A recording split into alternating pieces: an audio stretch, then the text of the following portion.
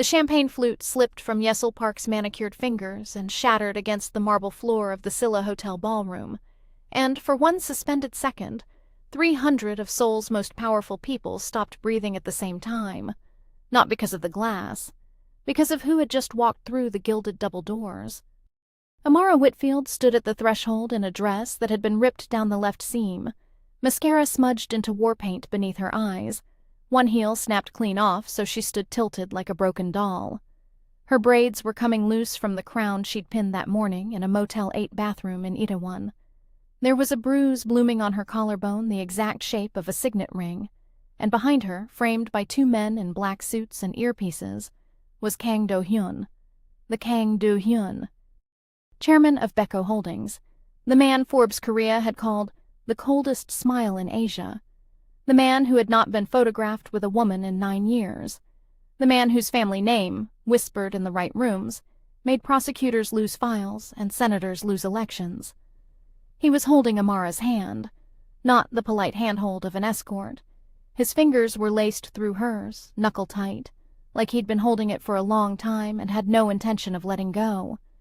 A woman in Chanel gasped audibly. Someone's phone hit the floor. The string quartet stopped playing mid-note as if the conductor had been shot. Seoul, the woman who had, 40 minutes earlier, poured red wine down the front of Amara's rented gown in the parking lot and laughed as her friends filmed it. Seoul was still frozen, red wine dripping from her own now empty hand, her mouth open in a shape that couldn't decide between a smile and a scream. Do-hyun's eyes swept the room once, slowly, like a man counting bullets. When his gaze landed on Seoul, he didn't speak. He simply tilted his head half an inch toward the security detail at the door. Two men began to move. Amara, who 3 months ago had been eating instant ramen alone in a basement studio.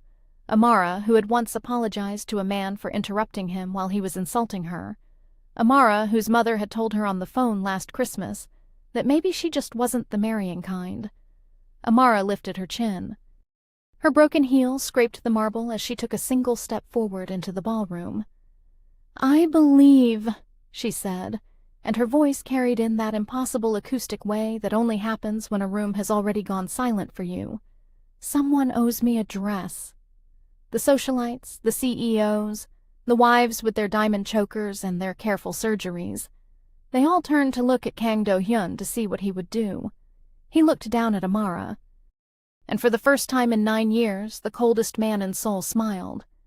"No," he said quietly, only to her in English. "Someone owes you a lot more than that." He raised her hand, the one he was holding, and pressed his lips against her bruised knuckles in front of every camera phone in the room. But to understand how Amara Whitfield ended up here, holding the hand of a man who could destroy dynasties with a phone call, in a ruined dress, in front of the woman who had spent months trying to erase her, we need to go back, 6 months back, to a rainy Tuesday in Detroit, to a phone call she almost didn't answer. This story is for every woman who has ever been told she was too much and not enough in the same breath. For the ones who moved across the world for a dream someone else was writing. For every daughter who learned to shrink so her family could feel tall. For every woman who walked into a room in her best dress and watched other women decide, before she even spoke, that she didn't belong. If you have ever loved someone more than they were willing to love you back, if you have ever apologized for existing in a space you paid to be in, if you have ever wondered whether the woman you could become is worth burning down the woman everyone told you to be, this story is for you. Before we go any further, I need you to do one thing. Hit that subscribe button and turn on the bell, because this is a long one. And I promise you the last 30 minutes will hit different than the first. And in the comments, tell me, where are you watching from tonight? What city? What country? I want to know who's here with Amara. Because the question this story asks is not whether Kang Do-hyun saved her. The question is whether she'd already saved herself before he ever showed up. Let's go back. 6 months earlier, Amara Whitfield was 29 years old, and she was drowning in a very quiet, very well-organized kind of way. She lived in a one-room office-tel in Nowon-gu, 45 minutes from central Seoul by subway if the trains were kind. The building smelled like kimchi stew and other people's laundry. Her window faced a brick wall, but if she pressed her cheek against the glass and looked up, she could see a rectangle of sky the size of a postcard. She had been in Korea for 2 years and 4 months. She had come on a teacher's visa, sponsored by a Hagwon in Gangnam that promised housing, health insurance, and a supportive foreign faculty community. The housing turned out to be a shared apartment with 3 other teachers, one of whom stole her food. The health insurance activated 8 months late, and the supportive foreign faculty community was 6 exhausted people who had learned not to make friends because everyone left within a year. Amara had not left. Amara did not leave things. She was the oldest of 4 siblings from a house on Livernois Avenue in Detroit, where the porch light had been broken for as long as she could remember. Her mother, Denise, worked 2 jobs and prayed loud on Sundays. Her father had walked out when Amara was 11, and from that moment on she had understood, without anyone ever telling her, that her job was to be the second adult in the house. She braided her sister's hair. She helped her brother with his fractions. She wrote her mother's grocery lists in her careful teacher's daughter handwriting, and when her college scholarship covered tuition but not room and board, she worked 3 jobs, barista, tutor, nanny, and sent money home every month. By the time she graduated with a degree in English literature and a minor in East Asian studies, she had been taking care of everyone for so long, she couldn't remember what she wanted for herself. Korea had started as a whim, a Korean drama, One Lonely Winter, a YouTube video about Seoul at night, a recruiter's email in her spam folder. She had bought the plane ticket with her tax return and told her family it was a 2-year adventure. 2 years later, she was still there because she was still sending money home. Her mother had needed a new roof. Her sister Tanya had needed help with her son's asthma medication. Her brother Marcus had needed bail, then rehab, then rent, because rehab lost him his job. Amara sent 2/3 of every paycheck home. She lived on ramen and bus rides and the kindness of an older Korean woman named Halmione Song, who ran the corner store on her block and slipped her free bananas because she said Amara looked tired. She was tired. She was tired in the specific way of a woman who has spent her entire life being someone's rock and has never once been allowed to be a lake. At the Hagwon, she taught 70 children a day. She wrote curriculum on weekends without extra pay because her director, a man named Mr. Ryu, who wore too much cologne and touched women's shoulders when he spoke to them, had said it would be so appreciated. She had smiled and said yes because saying no felt like a language she hadn't studied. There was a man, too. Of course there was. His name was Julian Foster. He was another American teacher from Portland, with a neat beard and progressive politics, and a habit of correcting her in front of other people. They had been together for 11 months. He had never met her family on a video call. He had never once said the word love. When she cried, he told her she was being American about it. When she was quiet, he told her she was being cold. She had learned to move through his moods the way she'd learned to move through her mother's, carefully, with an apology ready in her mouth like a mint.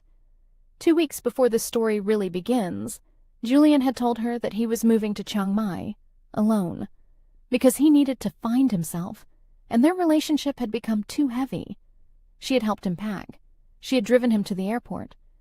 She had come home to the office towel and eaten a whole bag of shrimp chips on the floor of her bathroom with her back against the tub, because the tub was the only thing in the apartment big enough to hold her, and the lie she still believed, sitting on that bathroom floor, was the lie she'd been fed her whole life, that if she just kept giving, kept shrinking, kept apologizing, kept being useful, eventually someone would love her enough to stay. She was still believing that lie when her phone rang on a rainy Tuesday. It was a Korean number she didn't recognize. She almost let it go to voicemail. Her thumb hovered. Something, she would later call it the first honest thing she'd done in a decade, made her pick up. "Miss Whitfield?" a woman's voice said in careful English. "My name is Han Ji-woo. I am calling from the office of Chairman Kang Do-hyun of Beko Holdings. The chairman would like to invite you to a private interview. He has read your writing." Amara sat up so fast she hit her head on the tub. My writing?" she said. "I'm sorry, I'm a teacher. I don't publish anything." "You wrote an essay," the woman said. 2 years ago. in a small journal called Diaspora Review, about being a black woman in Seoul, about being invisible in a city that only sees you when it wants something. The chairman would like to speak with you. Tomorrow, 6 p.m. A car will come." The call ended.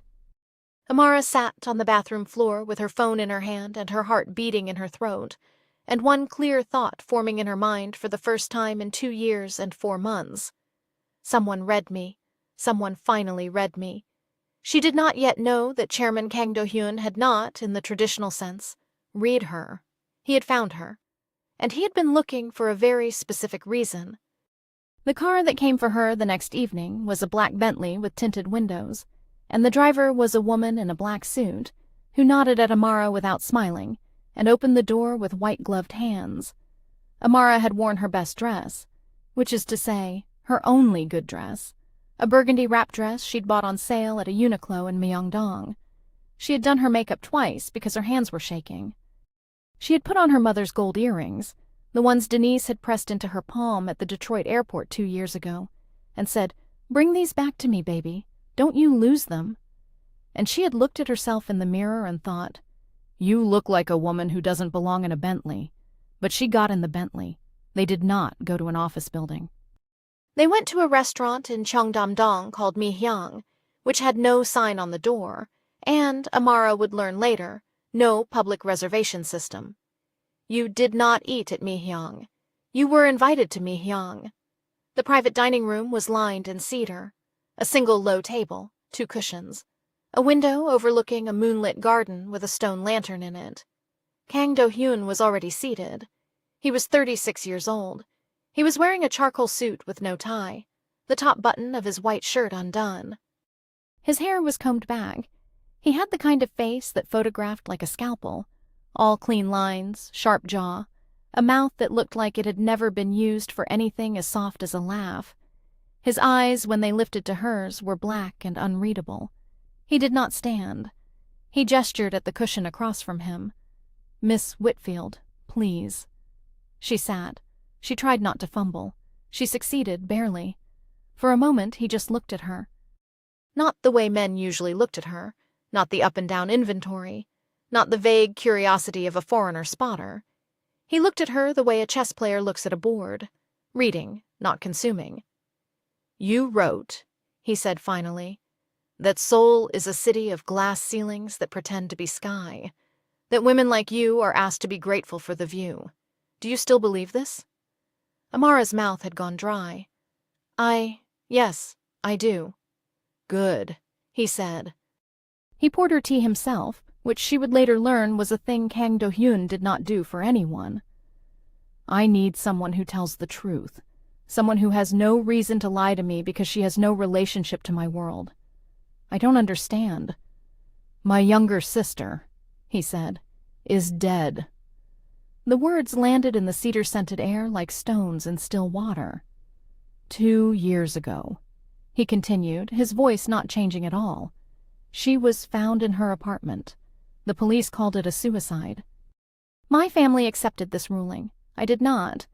I have spent 2 years looking for someone who was in Seoul at that time, who moved in the same expat circle she moved in, who has no ties to any Korean family that could be pressured, and who writes with the kind of specificity that suggests she pays attention." He looked at her. "That is you, Miss Whitfield." Amara stared at him. Sir, I never met your sister. I don't know how I could possibly—" "Her name was Kang Mi-rae," he said. "She went by Mira in English. She was 24. She taught English part-time at a Hagwon in Gangnam while she painted. The Hagwon was Bright Futures Academy." Amara's blood stopped moving. Bright Futures Academy was where she worked. "Mr. Ryu," Do-hyun said quietly, "was her director. He is your director. I know what he did to her. I know what he is likely doing to you, or trying to. I know the woman he is engaged to, Park Ye-seul, whose father sits on 3 boards with mine, has been telling a specific story about my sister for 2 years, and I know that story is a lie." The teacup in Amara's hand was rattling against its saucer. She set it down carefully so she would not break it. "You want me to spy?" she said. "I want you to see." he corrected. You already see. I simply want you to tell me what you see. In exchange, I will pay you 3 times your annual salary as a consulting fee, up front, deposited before you leave this restaurant tonight. Whether or not you find anything, whether or not you continue past a single meeting, that money is yours. To send home, to leave, to do whatever you want with. Amara's throat closed. 3 times her salary. Enough to pay off her brother's rehab. Enough to fix her mother's water heater. Enough, maybe, to breathe. "Why me?" she whispered. He looked at her for a long moment. "Because you wrote," he said, "that the loneliest thing in the world is being the only person in a room who remembers a woman correctly. I have been that person for 2 years, Miss Whitfield. I would like to not be alone in it." She did not know, sitting there in that cedar room, that she had just agreed to something that would end with her standing in a torn dress in the Scylla Hotel ballroom. She only knew that when he said alone, something in her chest cracked open like an egg. She said yes. For 3 weeks, Amara did what she had always done. She went to work. She smiled at Mr. Ryu when he told her the copier was broken, and could she stay late to grade by hand. She avoided the break room when Yesil came by to bring her fiancé lunch in a Louis Vuitton picnic basket.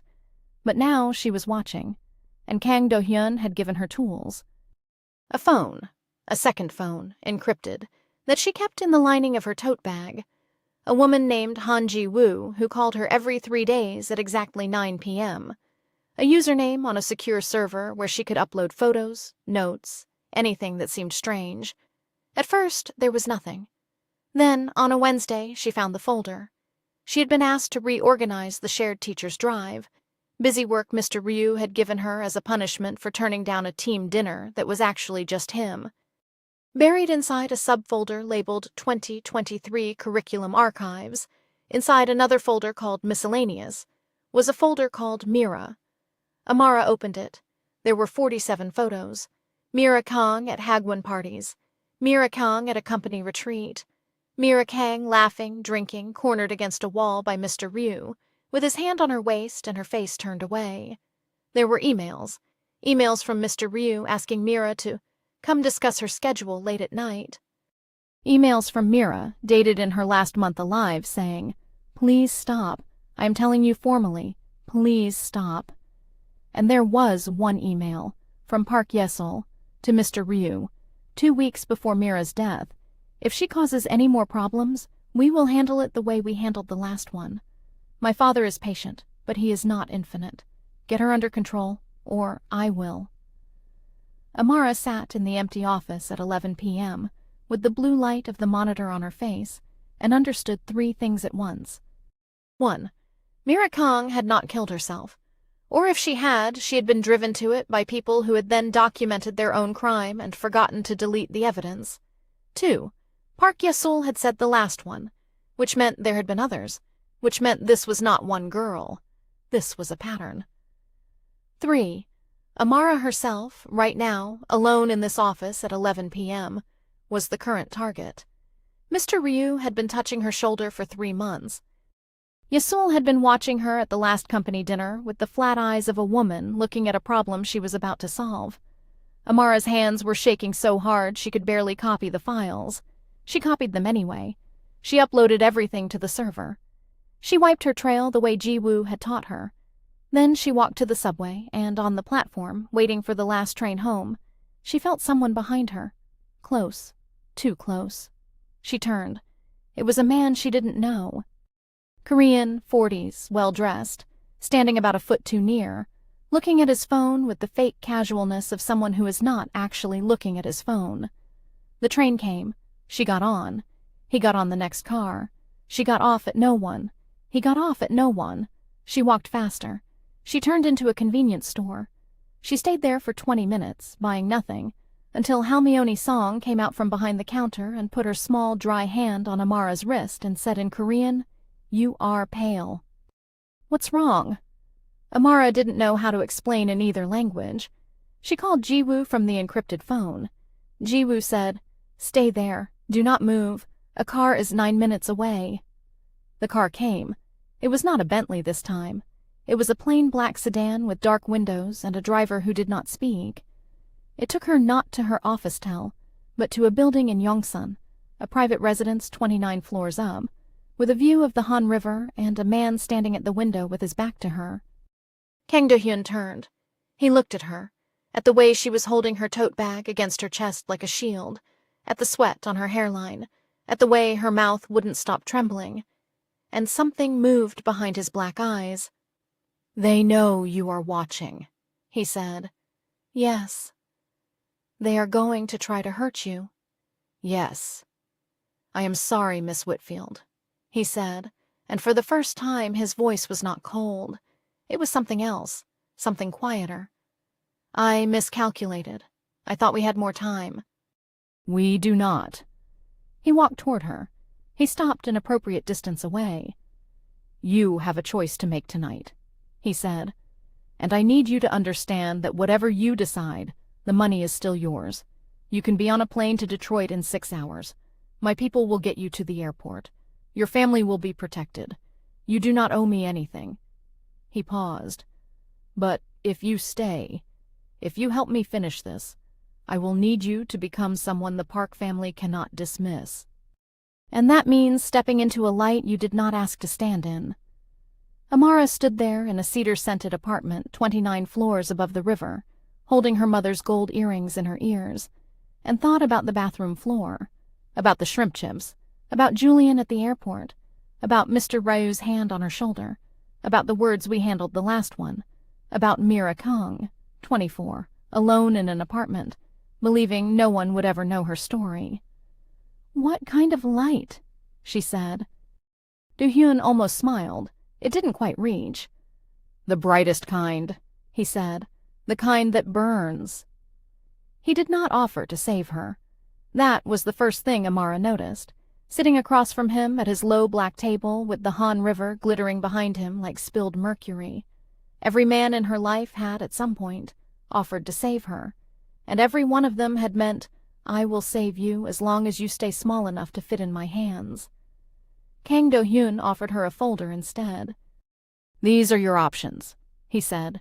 "Read them. Ask questions. I will not be offended by any of them." The folder was thick. Inside were 3 documents. The first was a plane ticket, first class, Seoul to Detroit, departing at 6:14 a.m., 7 hours from now. A separate envelope with cash.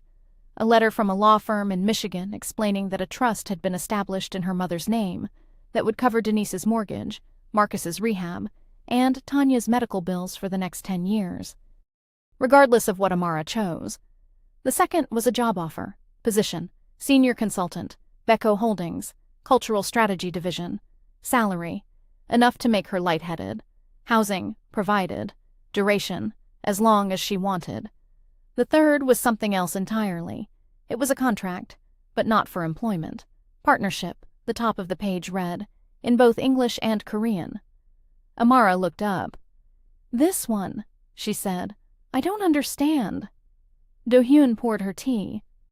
This time she noticed his hands. Long fingers, one small white scar across the back of the left one. "My sister trusted the wrong people," he said, "because she was alone in her fight. The Park family destroyed her because she had no one at her level. If you say yes to this document, you will not be an employee. You will be, publicly and formally, a person under my protection. You will attend events with me. You will be photographed with me.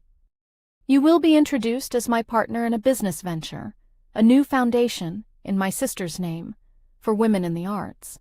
The foundation is real. The work is real. It is also," he said, meeting her eyes, "a shield, a very specific, very bright, very public shield.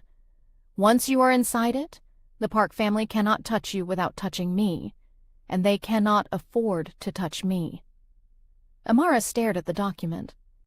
"You're saying I would pretend to be—" "I am saying," he cut in gently, "that we would not need to define what you are to me for the public. Ambiguity is a stronger shield than a label. What we would need to agree on privately is that this is not a romance. This is a partnership. You would have your own residence, your own life, your own decisions. When the work is done, when the parks are dismantled and the truth about my sister is known, you would be free to walk away with your reputation, your money, and a foundation in your name. And if I don't say yes to this one, then you take the first envelope, or the second. Both are real. Both are honorable. Neither requires you to be brave in a way you did not sign up for. Amara turned the third document over in her hands. Why does it have to be me? She asked. You could hire an actress, a model, someone who knows how to stand next to a man like you without her legs shaking. Because, Do-hyun said, my sister wrote a name in her last journal. She wrote, if I make it out of this year, I am going to find the woman who wrote that essay in Diaspora Review, and I am going to buy her a coffee, and I am going to tell her thank you for saying the thing I couldn't say. His voice did not break, but something in his jaw did, briefly. She meant you, Miss Whitfield. She never got the coffee. I would like, if you are willing, to buy it for her. Amara had spent her whole life being someone's rock. She had never once, in 29 years, been someone's reason. She looked down at her hands. Her mother's gold earrings caught the light in the reflection on the black table. She thought about Denise saying, "You're not the marrying kind." She thought about Julian on the jet bridge, not looking back. She thought about Mira Kang writing her name in a journal. "I need 3 things," she heard herself say. Do-hyun waited. 1. My family is taken care of regardless. That envelope is real and it doesn't get pulled if I quit tomorrow. Agreed. 2.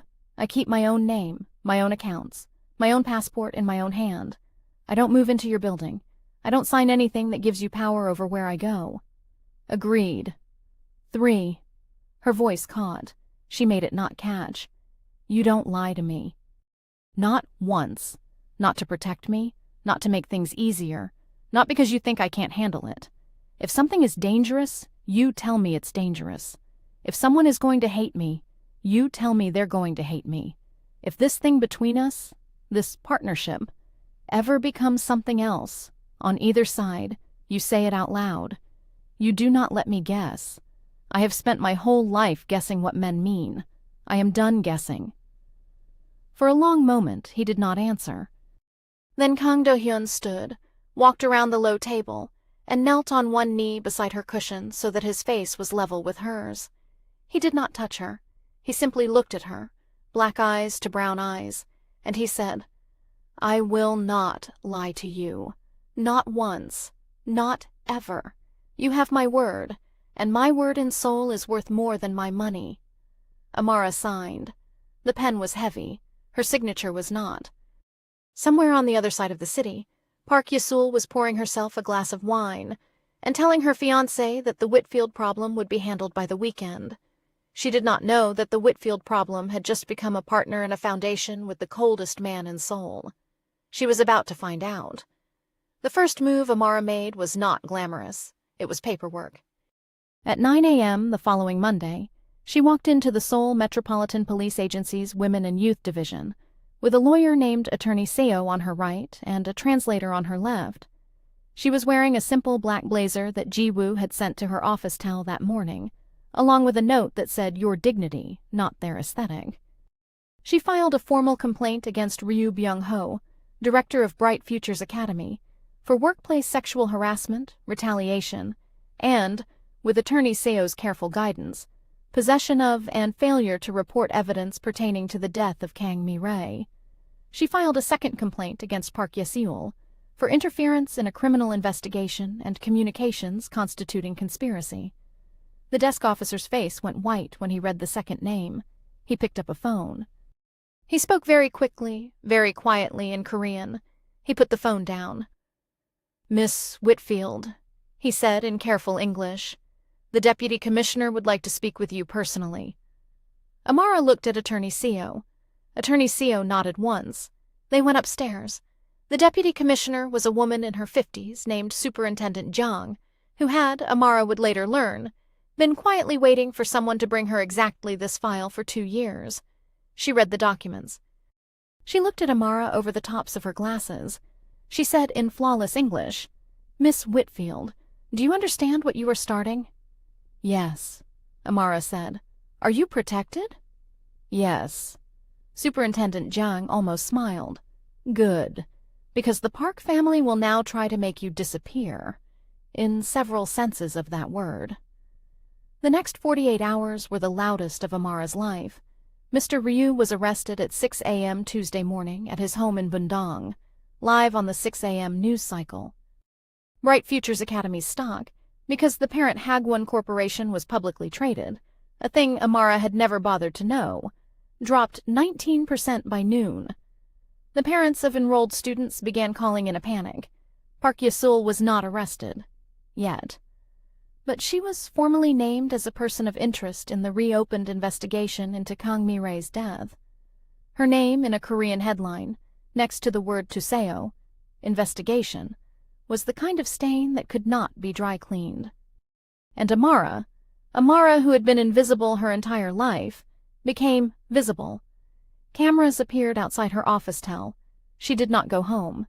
She moved into a serviced apartment in Hanam-dong that Do-hyun's office had arranged, with a doorman and a security code and a view of a courtyard where she could sit in the mornings with coffee. She now had time to drink. She did not see Do-hyun for 4 days. He was, Ji-woo told her, managing external pressure. Which meant, Amara understood, that men who had known his father were calling him and asking him what he thought he was doing, and he was politely telling them to reconsider their position or to lose their government contracts. On the 4th night, he came to the apartment. He did not knock. Ji-woo let him in. He was wearing the same charcoal suit, but the tie was gone and there was a tightness around his eyes that suggested he had not slept. "They tried to bribe your brother," he said without greeting, "in Detroit, 2 hours ago. A man approached him outside a coffee shop and offered him $50,000 to give a public statement that you are mentally unstable and that your family does not support what you are doing." Amara's stomach dropped. "What did Marcus say?" she whispered. Do-hyun's mouth did something that was almost a smile. "Your brother punched him," he said, "in front of witnesses, and then he called your mother." "Who called Ji-woo, who has already deposited an additional fund in your brother's name for what she called, and I quote, the correct use of his hands?" Amara laughed. It came out as a sob. She sat down on the couch. "They tried to buy my family," she said. "Yes. And my family said no." "Yes." She put her face in her hands. She did not cry. She was done crying. But she sat there for a long moment with her breath uneven, and Do-hyun did not move, did not come closer, did not offer her a tissue or an arm. He just stood in the middle of the room and waited for her to be ready. When she looked up, she said, "The gala, Saturday. I want to be there." "Amara, you said no lies. Say it out loud. Ye-sul will be there. Her father will be there. The whole board of Beko Holdings will be there. And I have been living in this apartment for 4 days like a woman in witness protection. If I do not walk into that room on my own 2 feet, in front of every camera in Seoul, they will spend the next month telling a story about me that ends with me back in Detroit, and a settlement paid to make Mira's file disappear again." He looked at her for a long time. "It will be brutal," he said. "I know. Ye-sul will try something, publicly. I know. You will be photographed, analyzed. Your dress will be picked apart, your hair, your accent, your right to exist in that room." "I know." He nodded once. "Then we go." He turned to leave. At the door he stopped. "Amara." "Yes." "If, at any point on Saturday, you decide you cannot do it, you say 1 word to me, any word, and we walk out. My reputation is not more important than your breath." He left. She sat on the couch for a long time in the quiet apartment, and she thought about how she had spent 29 years learning to swallow her breath so other people could speak. She was done swallowing. Hit that like button if you've ever had to become someone new just to survive. And drop a comment right now. What was the moment you knew the old version of you couldn't come with you anymore? I read every one. The Scylla Hotel ballroom on Saturday night was every mirror Amara had ever been afraid of, multiplied by 300, and lit from above by chandeliers the size of small cars. She arrived in a car alone. That had been her decision, not Do-hyun's. She had told him she wanted to walk into the parking garage as Amara Whitfield, not as Kang Do-hyun's companion. She wanted the record to show that she had gotten there under her own power. She was wearing a midnight blue gown she had chosen with Ji-woo, off the shoulder, structured through the bodice, a train that moved like water when she walked. She had spent the afternoon with a stylist named Hana, who had done her braids into a low, gleaming crown, and lined her eyes in a way that made her look older, sharper, harder to lie to. She stepped out of the car and Park Ye-seol was waiting, not by accident. Ye-seol had positioned herself with 3 of her friends near the valet entrance, wine glass in hand, in a scarlet gown, smiling the specific smile of a woman who has decided how this scene is going to end. "Miss Whitfield," Ye-seol said in English sweetly, "you made it. I was worried the dress code confused you." Her friends laughed on cue. Amara did not stop walking. Ye-seol stepped in front of her. "You know," Ye-seol said, still smiling, "in Korea, when a woman causes trouble, she is usually smart enough to leave before the party. It is a matter of honor. Do you understand honor, Miss Whitfield?" Amara looked at her, calm and clear-eyed. "I understand it better than you do," she said quietly. "I understand it well enough not to send emails offering to handle people." Ye-seol's smile cracked at the edges. And then, because she was Park Ye-seol, and because Park Ye-seol had never in her life been told no by anyone below her tax bracket, she tilted her wine glass and poured the entire contents down the front of Amara's midnight blue gown. There was a wet, red splash. Ye-seol's friend lifted her phone to film. Ye-seol leaned in, close to Amara's ear, and whispered in English, "Go home, little teacher." Then she stepped on the back of Amara's dress with the sharp heel of her Louboutin and pivoted, and Amara heard the seam rip. Her right heel caught. It snapped. Her collarbone hit the concrete pillar behind her, and she felt the bruise start immediately. Ye-seol walked away laughing. Amara stood in the parking garage in a torn, wine-stained dress with one broken heel, and for one whole second she felt her whole life try to pull her backward. Back to the office towel, back to the bathroom floor, back to the smallness. She thought about Mira Kang. She reached into her clutch. She pulled out her phone. She sent one text to Do-hyun. "I'm coming in. Don't come get me. I'm walking in on my own." Then she straightened. She pulled the pins out of one side of her braids so the crown fell into something looser, wilder, more hers. She reapplied her lipstick in the reflection of a parked car's window. She did not fix the tear. She did not clean the wine. She left the broken heel exactly as it was. She walked into the Silla Hotel ballroom looking exactly like what had been done to her. That was the point. The ballroom went silent in stages. The security detail at the door, Do-hyun's men, alerted by her text, fell in behind her without a word. The string quartet noticed her and stopped playing. 300 heads turned. And then Kang Do-hyun crossed the ballroom in 7 long strides, in front of every camera phone in the room, and took her hand. Which is where this story began. He did not fix her dress. He did not cover the stain with his jacket. He took her hand, laced his fingers through hers, and turned with her to face the room. "Ladies and gentlemen," he said in Korean and then in English, because he understood that the internet does not care what language a story starts in. "May I introduce my partner in the Kang Mi-rae Foundation for Women in the Arts, Miss Amara Whitfield, who arrived tonight, as you can see, after an unfortunate encounter in the parking garage with Miss Park Ye-seol." The room did not breathe. "The foundation," he continued, "will make its first grant in the amount of 2 billion won to the Legal Defense Fund for women in the Korean hospitality and education industries who have experienced workplace harassment. Miss Whitfield will chair the board." He turned. He looked directly at Park Ye-seol, who was frozen halfway across the ballroom, wine glass still in her hand, the whole room now looking at her. "Miss Park," Do-hyun said mildly, "your father is expecting your call. I would take it in the car." Ye-seol's father, from across the room, was already walking toward the exit with a face like a man who has just watched his empire catch fire. Yesol's security, provided by her family, did not follow her. Do-hyun's people escorted her out. Amara stood in the middle of the ballroom in a ruined dress, holding the coldest man in Seoul's hand, and felt 300 pairs of eyes decide something about her, all at once, in her favor. She did not smile.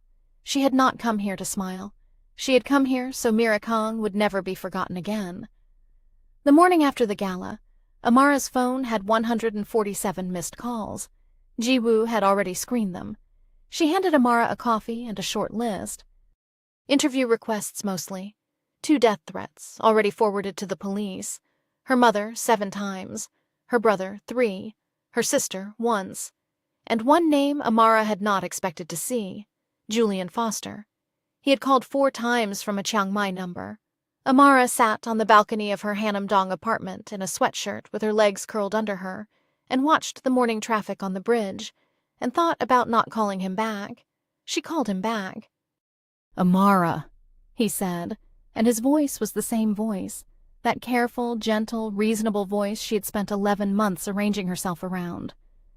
"Baby, oh my God, I saw the news. Are you okay? Are you safe? I've been up all night." She did not say anything. "Listen," he said when the silence went on long enough to make him uncomfortable. "I've been thinking about us, about how I left. I was in a bad place, Amara. I wasn't ready to see what I had. And seeing you last night, seeing what they did to you, I just—" His voice cracked professionally. "I'm on my way back to Seoul. My flight lands tomorrow. Can I see you? Can we talk?" Amara took a long sip of her coffee. "Julian," she said, "how did you get this number?" Small pause. "Your mom gave it to me. I called her last week." "You called my mom last week." I've been reaching out, trying to reconnect. She said you were going through something big, and that you might need—" "Julian," Amara said, "you didn't call me for 11 weeks. My mother didn't have this number until 3 days ago, so try again." Longer pause. "Amara, please, don't do this. I know I hurt you. I want to make it right. I'm proud of you, baby, what you're doing. It's incredible. But you have to understand this world you're stepping into. These people, they're using you. That man, Kang, he doesn't love you, Amara. He's using you. And when he's done, he's going to drop you. And you're going to be alone in a foreign country with no one. And His voice softened, warmed, curled. "I'm the one who actually knows you. I'm the one who was there when you were just you. Come home with me, to Chiang Mai. Let's start over. We can be quiet. We can be small again." Amara closed her eyes. We can be small again. She thought about the woman she had been 11 months ago. The woman who would have heard that word, small, and mistaken it for safe. The woman who had helped him pack, who had driven him to the airport, who had come home and cried on the bathroom floor and thanked God he still wanted to keep her phone number. That woman was dead. That woman had died in a Silla Hotel parking garage with a broken heel and a torn dress, and Amara Whitfield was not going to dig her up so Julian Foster could feel comfortable. "Julian," she said, and her voice was quiet and even and entirely her own. "I hope you find what you're looking for. I really do. But I am not it. I have never been it. And the version of me you're calling for, the one who apologized for taking up space in her own relationship, that woman doesn't live here anymore." "Amara!" "Don't call my mother again. Don't call this number again. If you send flowers, I will donate them. If you come to my door, security will remove you. This is not cruelty. This is the boundary you should have gotten 11 months ago, and I'm sorry it took me this long to give it to you." "You're going to regret this," he said, and the warmth was gone from his voice now, and there it was. The real Julian, the one who had always been under the reasonable one. "You're going to regret this when he leaves you." "Maybe," Amara said, "but I'd rather regret my own choices than someone else's." She hung up. She sat on the balcony for a long time. She did not cry. She did not shake. She drank her coffee slowly and watched the sun move across the river, and she felt, for the first time in 29 years, a very specific quiet inside her chest. The quiet of a room where no one was waiting for her to apologize. Her phone buzzed. A text from Do-hyun. Ji-woo told me he called. I did not intervene because it was not mine to intervene in. Are you all right? She smiled. I'm better than all right, she wrote back. I just met the version of me my mother didn't raise. I like her. His response came a minute later. So do I. 6 weeks after the gala, Amara stood at a podium at the National Assembly building in Uedo and gave a speech in front of 200 lawmakers, journalists, and NGO leaders about the Kang Do-hyun Foundation's proposed reforms to workplace protection law in the education and hospitality industries. She spoke in English. A translator relayed each sentence in Korean. She had written every word herself. She talked about Mira. She talked about the 17 other women, because there had been 17, once investigators pulled the thread Yesol's email had left dangling, who had been silenced by Bright Futures Academy and its parent holding company over the previous decade. She talked about the specific architecture of shame that keeps women, especially foreign women, especially black women, especially women who send money home, from ever saying the word no. She said, I did not come to Korea to be brave. I came here to teach children the past tense.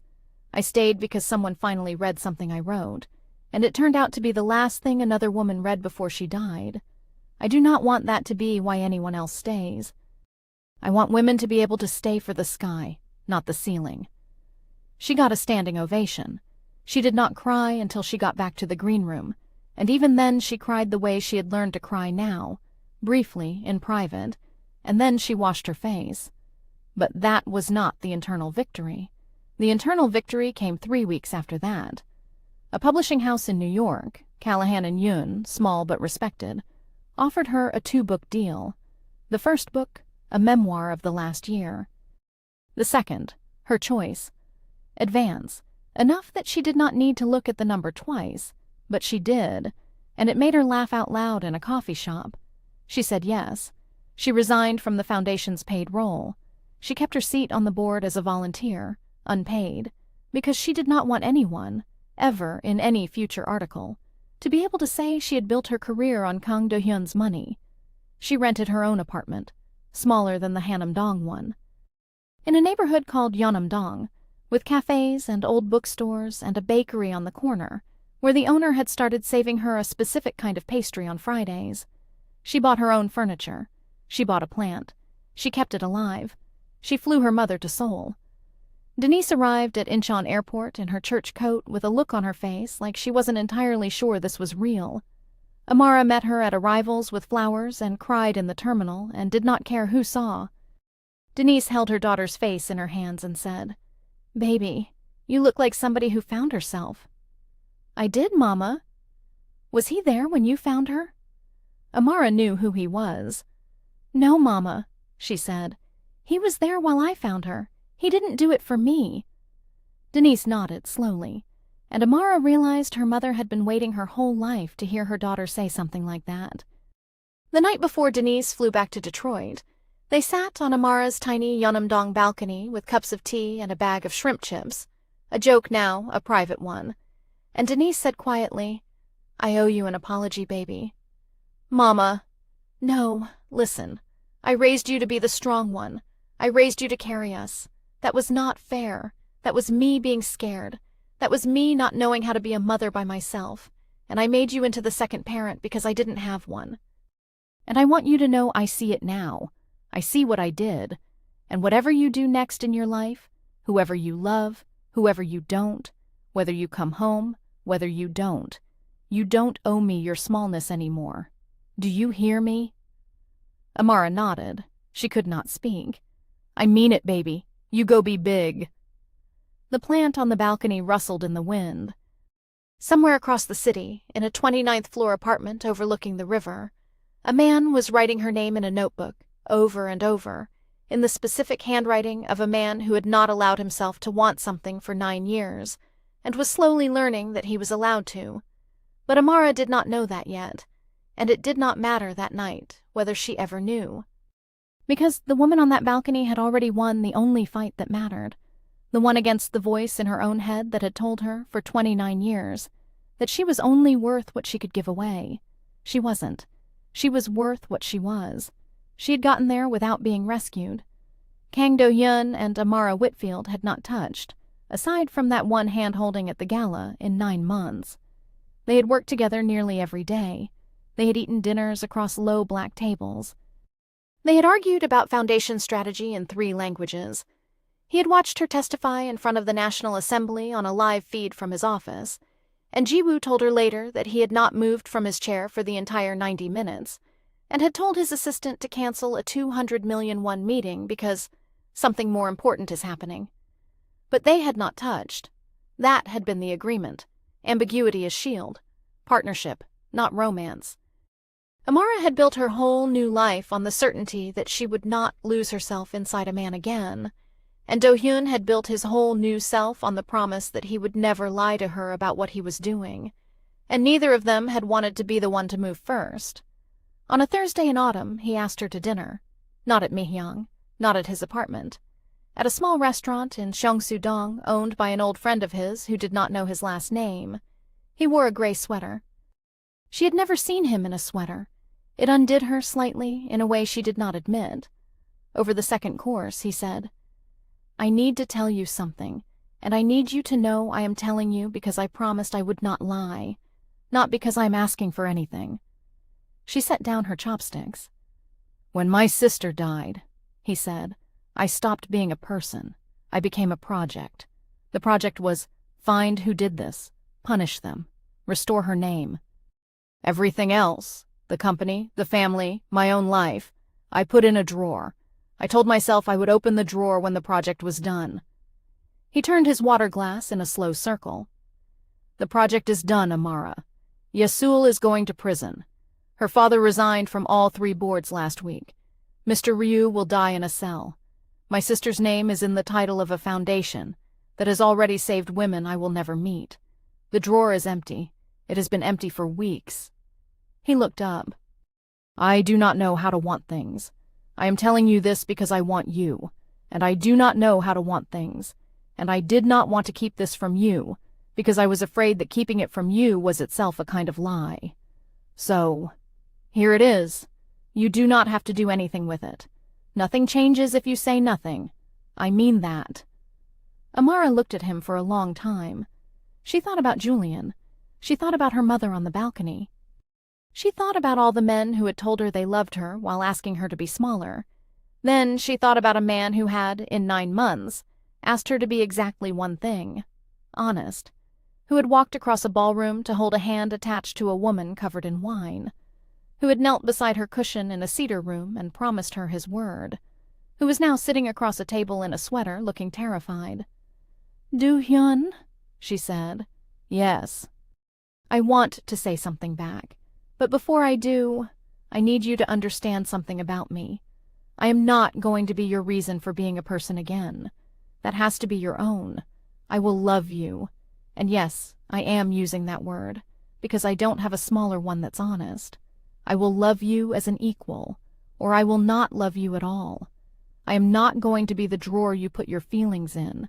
I am not going to be the fixer of the coldest man in Seoul. I know. Do you?" "Amara," he said quietly, "I have watched you for 9 months become the most fully alive person I have ever met. I do not want you as a fixer. I want you as the person you already are. If I were looking for someone to save me, I would have picked someone easier. You are not easy. That is why I want you." She smiled. It was slow. It was real. "Okay," she said. "Okay? Okay, we try. Slowly. On my terms as much as yours. You keep your therapy."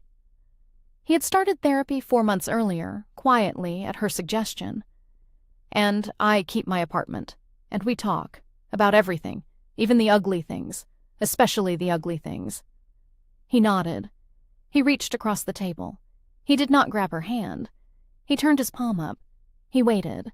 She put her hand in his. It was not a movie scene. There was no music.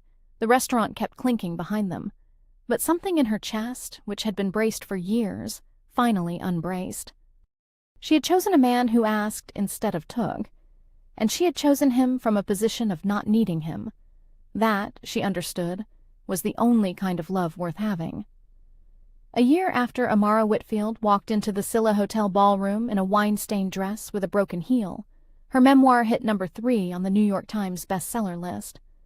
The Kang Do-hyun Foundation had, by then, funded legal representation for 143 women across 4 countries. Park Ye-sul was serving a 9-year sentence at Cheongju Women's Correctional Institution. Ryu Byung-ho had died there of a heart attack 6 months in, alone, which was, Amara thought, exactly as much justice as the world was ever going to give Mira Kang. Denise Whitfield had a paid-off house on Livernois Avenue and a working porch light. Marcus was 2 years sober and working as an intake counselor at the same rehab that had once saved him. Tanya's son's asthma was managed. The trust Do-hyun had set up in the beginning still ran, quietly in Denise's name, and Amara had stopped trying to pay it back because Denise had told her, on the phone one Sunday, "Baby, some people just get to be generous. Let him." Amara and Do-hyun were not married. They might never be. That was not the point. They lived part of the year in her small Yeonam-dong apartment, and part of the year in a house they bought together outside Gyeongju that had a garden with persimmon trees. He had learned to laugh out loud. She had learned to ask for things before she needed them. She was 30. She was writing her second book. She was, on a Tuesday morning in a coffee shop in Seoul, exactly the woman a 29-year-old on a Detroit bathroom floor had never allowed herself to believe she could become. If you made it to the end of this story, I need you to do 3 things for me. Drop a comment and tell me the moment in your own life when you set down the version of yourself that other people were comfortable with. Share this video with one woman who needs to hear it tonight. And subscribe, because next week we're telling the story of a woman who walked out of her own wedding at the altar and built an empire in the parking lot. Because Amara Whitfield did not get a fairy tale ending. She got something better.